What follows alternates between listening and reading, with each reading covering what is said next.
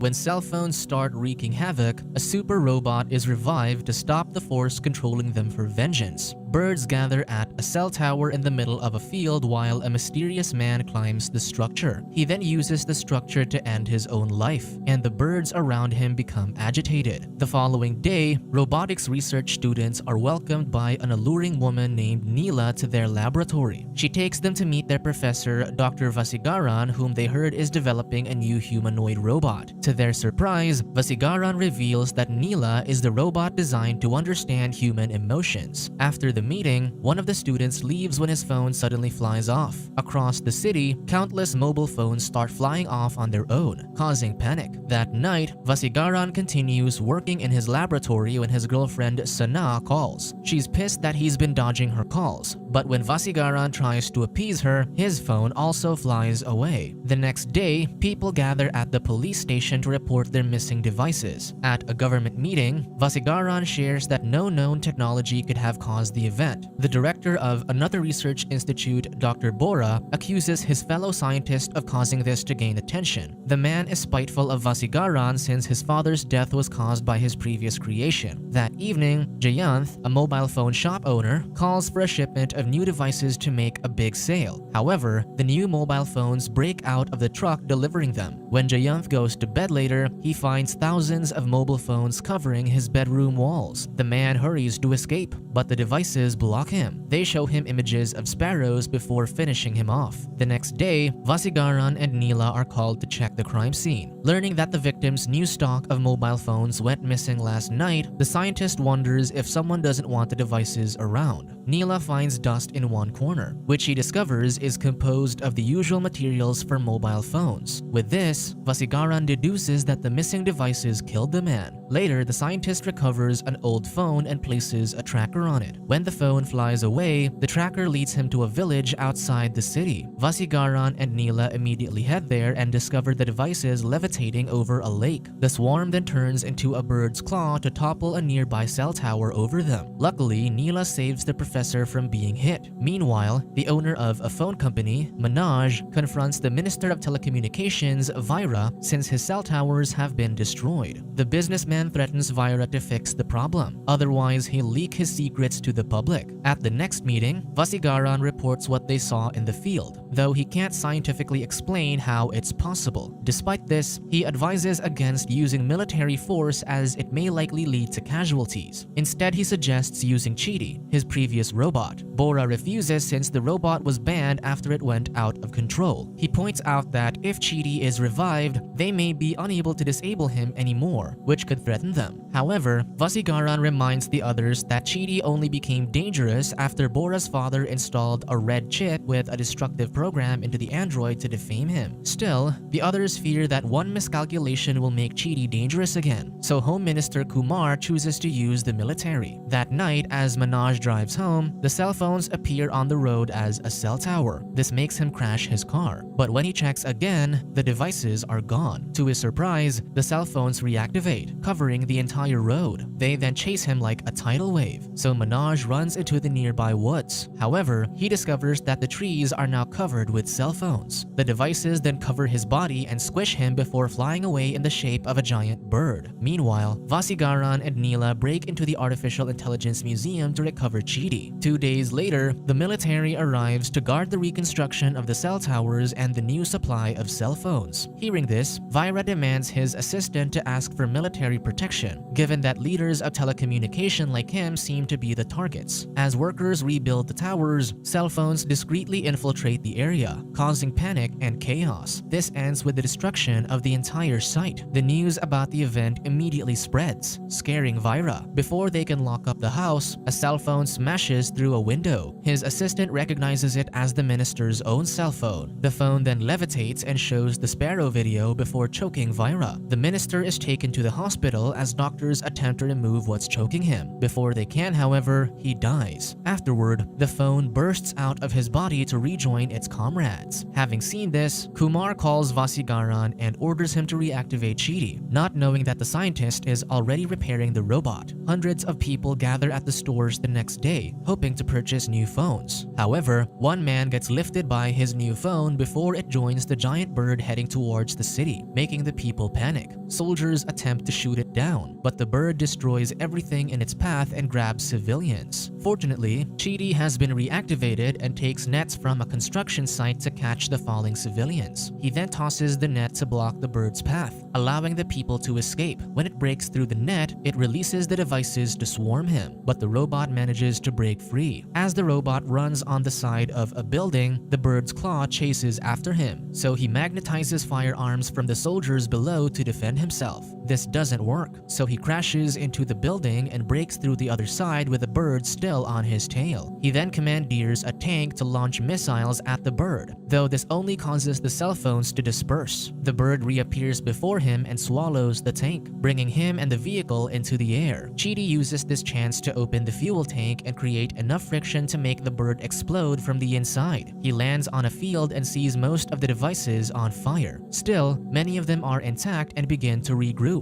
Just then, Chidi realizes that he's low on battery, so he runs to a nearby satellite dish to recharge using its generator. The giant bird reforms and tries to grab the robot, but it can't pass the satellite dishes around him. With no choice, the bird escapes. When he returns to his creator, Chidi reveals that they landed on an inactive space research center. The satellites were built to send positive signals into space to discover life outside Earth. This leads the scientists to conclude that the positive signals deter the cell phones, so a negative force must be controlling them. As Chidi plays a hologram of what happened, the scientist notices a face forming on the bird's body. As Neela looks into whose face was on the bird, Vasigaran and Chidi build a neutralizer against the phones. With the idea of a negative human energy controlling the devices, they believe that whoever they are have no physical form. Instead, the aura they left behind is causing the negative charge. To destroy this, they must send a powerful positive charge and neutralize it. Neela then reports that a man hanged himself under a cell tower the day before the phones went missing. Given this connection, the team visits the victim's home, where Chidi discovers the mobile phones deactivated on the grounds. With this chance, the scientist activates his weapon, but the phones gather as the bird to fight back. Its wings create a vacuum to pull the bus towards it, but Neela drives the vehicle forward to bring it down. Chidi helps push the bus as the positive energy begins neutralizing the bird. Despite their efforts, the constant disturbance breaks their weapon, so Neela and Vasigaran fix it while Chidi faces the beast. Still, their attack destabilizes the bird enough that it collapses on its own, only to reform into a humanoid. From the video feed, Vasigaran recognizes the humanoid as Pakshi Rajan. The humanoid attempts to destroy their weapon, but Chidi stops him. Pakshi asserts that his battle is against humans, so Chidi shouldn't interfere since he's a robot. However, Chidi refuses since his primary task is to protect the humans and destroy him. The two battle as Pakshi tries to destroy the weapon while the robot prevents him. Chidi asks why he's waging war on humans, so the creature leads him to his previous home, which also serves as a bird sanctuary. Pakshi used to be an ornithologist who cared for different species of birds. He was stillborn but was miraculously revived by a sparrow pecking on his chest. Since then, he's grown with birds as his companions and dedicated his life to them. He also became a professor who advocated how humans need birds since they kept the insect population manageable, ensuring that there were enough plants for humans and other animals to eat. When the bird population dwindled, Pakshi linked this to the rise of cell phone usage. The birds often migrated at certain seasons to survive, and they relied on the microrays from the sky to navigate. However, since the usage of mobile technology, humans had filled the air with radiation, which confused the birds during migration and led to their deaths. The radiation also damaged the birds' ability to produce strong shells for their eggs. He presented these findings at a conference, suggesting to control the usage of cell phones. However, no one was interested. Changing tactics, Pakshi soon met with Manoj to explain how their cell tower's excessive frequency rate was killing birds. However, Manoj thought he was exaggerating. Soon he found a cell tower being built near his sanctuary. He also was left alone in his protest, and Jayanth had him removed from the front of his store. When the cell tower near his home was activated, his birds were immediately affected and started dying. He then took the matter to Vaira, asking him to ensure that telecommunications companies would follow regulations. However, the minister pointed out that their citizens needed their mobile signals. Pissed, Pakshi listed how countries with greater populations had fewer networks than they do. This had Pakshi conclude that the Minister of Telecommunications communication was accepting bribes to allow companies to bend the rules. Offended, Vira dared him to take his claim to court. Pakshi did this, but Vira's connection allowed him to warn the companies when their cell towers would be checked for radiation. With them prepared, Pakshi's case was dismissed. Defeated, the man decided to perish on the same tower that killed his birds. However, the structure amplified the aura he left behind, allowing him to reunite with the birds he buried and begin his revenge. Hearing this story, Chidi agrees that his motivations are correct, but killing humans is still wrong. Pakshi argues that humans have ended countless birds, and their lives shouldn't matter less. He believes that everyone who owns a cell phone is responsible. Just then, Chidi receives an alert that the neutralizer has been repaired, so they activate it. This momentarily allows Vasigaran to control Pakshi, but the creature reunites with the other devices and turns into the giant bird. He attacks the truck, so Chidi quickly blocks it from smashing into nearby structures. The bird then focuses on the robot and scratches him, rendering him immobile. Seeing this, Neela uses a hook to lock their vehicle in place while she attempts to repair Chidi. She plugs him into her own core to revive him, but this causes her to collapse. Soon, the bird pries the vehicle off its hook, sending the scientist into the air. Before it crashes to the ground, Chidi is reactivated and catches the vehicle. He points the neutralizer at the bird and finally neutralizes his aura. While Chidi recovers Neela's body, Vasigaran captures Pakshi's energy into a container. That evening, they return to the institute where Chidi revives Neela. The two then realize that when she connected him to her core, her programming to feel emotions was copied into Chidi's code. Soon, Vasigaran holds a conference to discuss his discoveries during Pakshi's capture. He notes that both living things and inanimate objects produce invisible auras. In his findings, Pakshi's aura was massive because it was combined with the auras of thousands of birds. This turned them into a ball of negative energy that controlled all cell phones in the city. They would have destroyed the nation if not for Chidi's help. Therefore, he publicly thanks his robot. With this, Kumar announces that the government has approved Vasigaran's program, allowing him to create more Chidi robots for the army. This, however, troubles Bora. Soon, the production of robots begins. As they help in production, Neela begins to admire Chidi, but he diverts her focus on their task much to her annoyance. Unbeknownst to them, Bora gains access to their laboratory and releases Pakshi's aura from its containment to sabotage his father's killer. That evening, Vasigaran discovers hundreds of cell phones in his bedroom. Later, a dazed Vasigaran starts protesting against cell phones to save the birds. When no one listens, he attacks those using their phones, causing panic. Alerted by the commotion, Neela and Chidi arrive at the scene and the latter realizes that Pakshi has possessed their creator. Chidi orders Neela to activate the neutralizer, but when she does, the effects hurt Vasigaran's body. Refusing to let their creator die, they deactivate the weapon. Suddenly, the scientist regains control of his body, ordering his robots to activate the neutralizer even if it kills him too. Chidi refuses and even shields him when soldiers arrive and shoot. Pakshi then regains control and rips off the robot's arm. For a moment, Vasigaran retakes control, so he orders Neela to activate the neutralizer. However, Chidi jumps and destroys the machine. With that, Pakshi takes over again and destroys Chidi. Vasigaran recovers again and sees his robot destroyed. He tries to tell Neela what to do, but Pakshi fights for control again and throws the female android away. He then gathers the cell phones around and creates a bird-like armor for himself before flying away. Once he's gone, Neela sees Vasigaran's note on a car's hood saying 2.0. With this clue, Neela breaks into the High Court archives and takes the red chip that once turned Chidi dangerous. Afterward, she assembles a new Chidi robot and installs the red chip, which she reprogrammed to only target Pakshi. This awakens Chidi 2.0, a smug version of the original. The two then activate the other Chidi robots and use the same red chip programming. Neela then notices Chidi playing with an action figure of himself,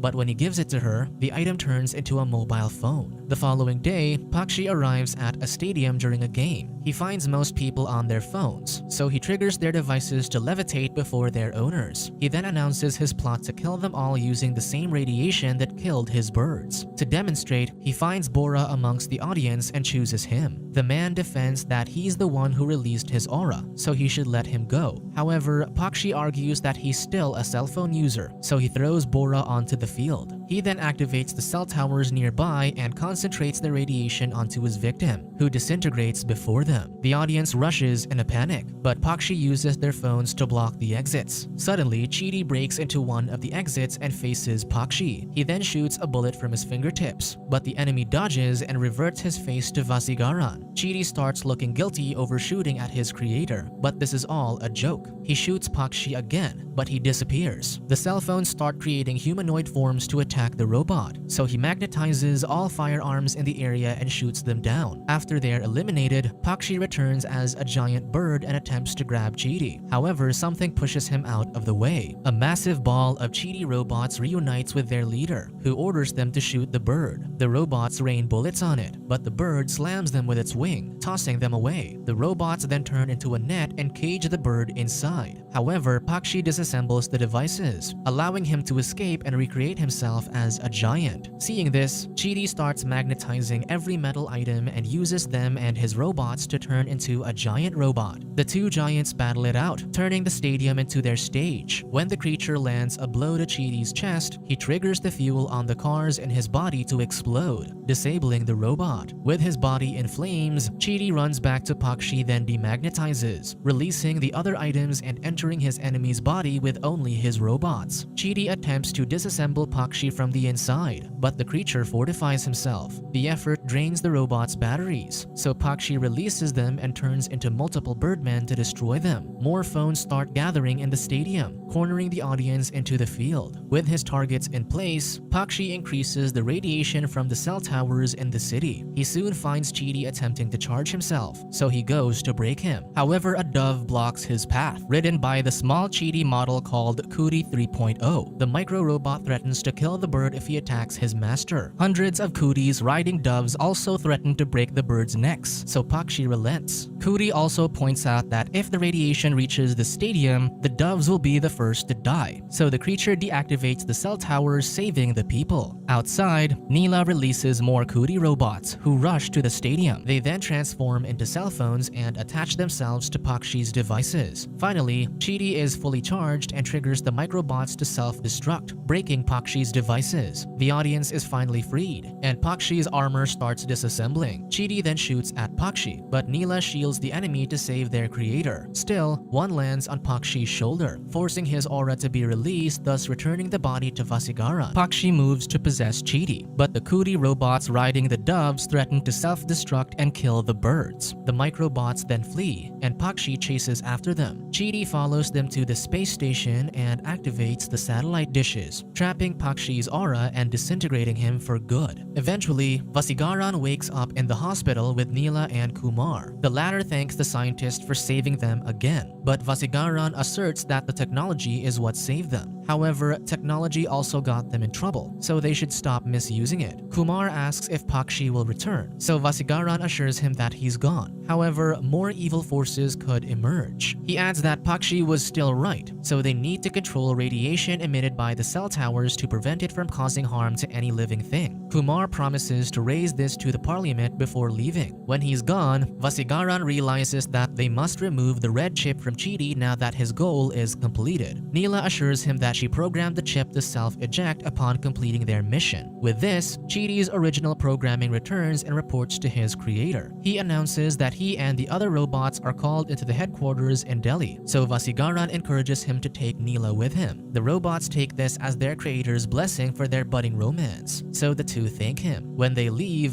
Vasigaran calls Sana, only to find her pissed that he hadn't talked to her in days. Her ranting makes him wish his phone would fly away again, and to his horror, it does. However, it turns into Cootie, who's only fooling the scientist.